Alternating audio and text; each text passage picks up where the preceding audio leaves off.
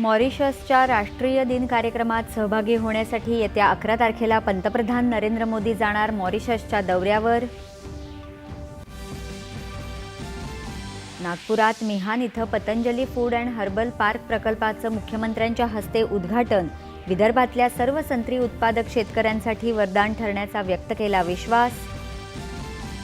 मिहान इथल्या Patanjali food and herbal पार्कमुळे शेतकऱ्यांना दिलासा मिळून युवा वर्गासाठी रोजगार निर्मिती होईल, केंद्रीय मंत्री नितीन गडकरी।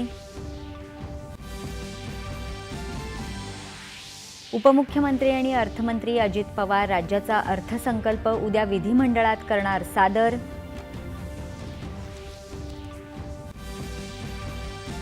अमेरिकेत कॅलिफोर्निया इथल्या चिनो हिल्स भागातल्या हिंदू मंदिराची तोडफोड केल्याप्रकरणी भारताकडून तीव्र निषेध। आणि